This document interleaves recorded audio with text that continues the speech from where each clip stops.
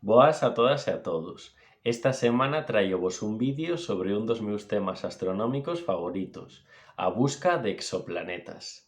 Comezamos. Exoplaneta ou planeta extrasolar é o nome que lle damos en termos xerais aos planetas que orbitan arredor doutras estrelas diferentes do Sol, se ben poden existir exoplanetas illados. A primeira detección confirmada de planetas extrasolares chegaría en 1992, cando Alexander Wolfskan e Dale Frail localizarían arredor do púlsar PSR 1257-12 dous planetas maiores que a Terra, e máis tarde un terceiro, cun tamaño similar ao da Lúa.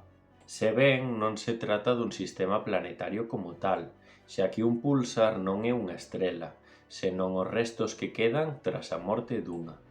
Porén, o descubrimento dun exoplaneta que orbitase arredor dunha estrela similar ao Sol non tardaría en chegar, pois sería 3 anos máis tarde, en 1995, que Major e Kellogg do Observatorio de Xenebra descubrirían a 51 Pegasi b, ou Dimidio, un planeta coa metade da masa de Xúpiter que orbita arredor da estrela 51 da constelación de Pegaso, cunha masa similar á do Sol.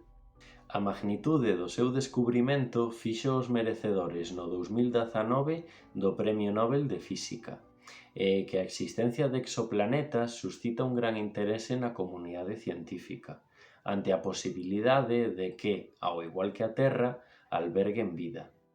Así a todo, os exoplanetas son, a diferencia das estrelas, obxectos moi pequenos e fríos, que non emiten luz propia, polo que resulta moi complicado observalos directamente. De feito, dos 4.525 exoplanetas confirmados actualmente, só 54 foron descubertos mediante imaxe directa.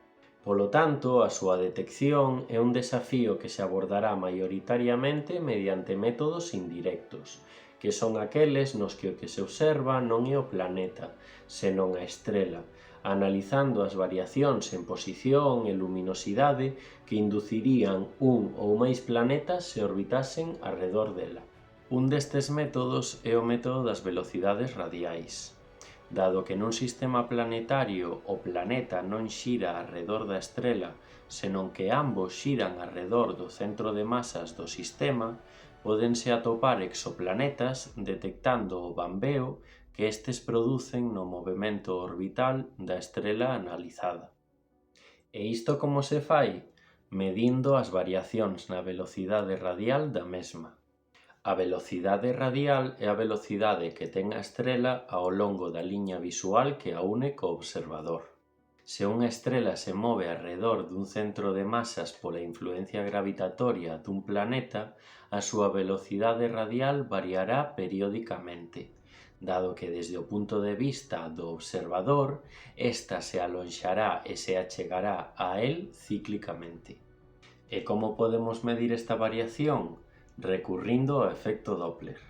Este efecto, moi empregado na física, defínese como o cambio na frecuencia ou lonxitude dunha onda producido polo movemento da fonte emisora respecto ao observador, e aplícase a calquer fenómeno ondulatorio.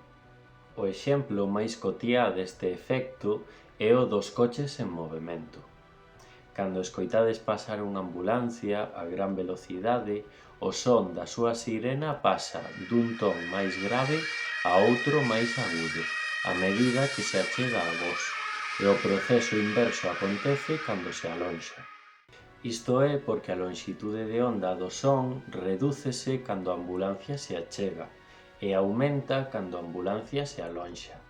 Como a luz tamén é unha onda, non será unha excepción a esta regra, polo que cando unha estrela se aproxime a nós, a súa lonxitude de onda acurtarase, de maneira que a súa luz se desprazará hacia o azul, e cando se alonxe aumentará, tornándose máis vermella. Estas variacións no espectro da luz pódense medir mediante uns instrumentos coñecidos como espectrómetros. Deste xeito, para saber se unha estrela ten un exoplaneta, mediremos a súa velocidade radial durante moitos días e plasmarémola nunha gráfica, onde o eixo vertical será dita velocidade e o horizontal o tempo. Se esta gráfica, chamada curva de velocidades, presenta variacións periódicas, indicará que existe un exoplaneta e permitirános obter moitísima información sobre el.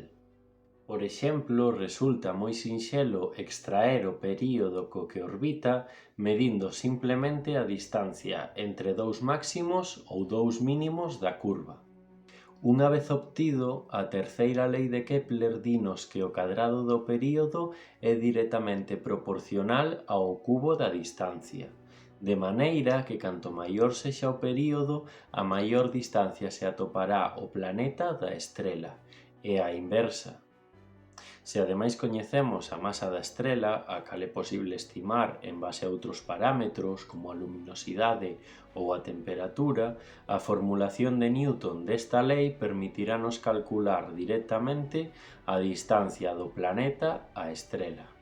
Esta distancia é chave para determinar se o planeta se atopa no que denominamos área de habitabilidade, é dicir, se é posible que conteña auga en estado líquido.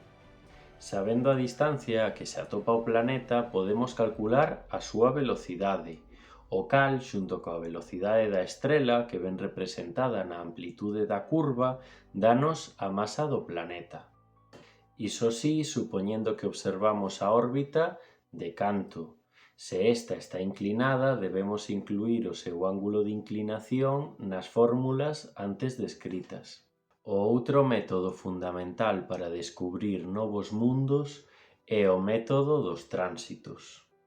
É a día de hoxe o método máis prolífico na detección de exoplanetas, xa que permitiu descubrir 3.440, é dicir, o 76% dos totais. Baséase na medición mediante instrumentos fotométricos de alta precisión das eclipses que provoca o planeta ao pasar por diante da estrela, xa que ao ser este opaco produce unha disminución na luz que nos chega dela. Esta variación de brillo na estrela pódese representar mediante unha gráfica respecto ao tempo. É o que chamamos curva de luz e permítenos visualizar claramente esta disminución de brillo como a profundidade da curva. Como tanto a estrela como o planeta poden ser vistos como discos, a diminución do brillo será un cociente entre dúas superficies circulares, e como a superficie do círculo é pi por r ao cadrado, teremos automáticamente unha expresión que nos permitirá calcular o radio do planeta coñecendo únicamente o da estrela, que, ao igual que a masa, adoita ser un valor coñecido. Tendo o radio podemos obter directamente o volume do planeta, e coa súa masa, que como vimos podemos calcular mediante o método das velocidades radiais, podemos obter a súa densidade, o cal nos indicará se estamos ante un planeta gasoso, como Xúpiter ou Neptuno, ou un sólido e rochoso, como a Terra. Como vedes, temos as ferramentas matemáticas necesarias para achar novos mundos a centos de anos luz de nós, sen que sexa preciso velos directamente. Polo tanto, e tal e como acontece en moitos outros campos da ciencia, o limitante atópase na tecnoloxía. Tanto para o método das velocidades radiais como para o dos tránsitos, dependemos da precisión de fotómetros e espectrómetros para descifrar a feble luz que nos chega das estrelas. E a atmósfera supón un gran problema, xa que por moi grandes e nítidos que sexan os telescopios que utilicemos, sempre imos ter unha gran masa de aire caótica en movemento que vai provocar distorsións nas medidas. Por este motivo, a punta de lanza da exoplanetoloxía desde hai un par de décadas son os telescopios espaciais, xa que ao estar fora da atmósfera están libres da distorsión visual que esta provoca, puidendo apuntar máis lonxe e máis nítido. Desta maneira, telescopios espaciais como o Hubble, o Kepler ou o Corot levan varios anos permitíndonos captar curvas de luz moi febles, de planetas máis pequenos e similares á Terra.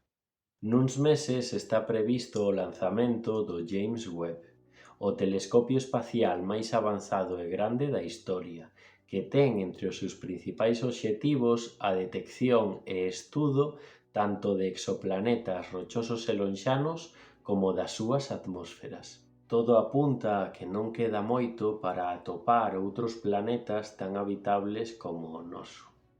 Ata aquí o vídeo, agardo que vos gustase, tanto como a min facelo, e se é así, deixádemo nos comentarios, xa que os exoplanetas son un tipo de obxecto astronómico que dá para moitos outros vídeos. Vémonos o domingo que ven. Unha aperta e ata pronto.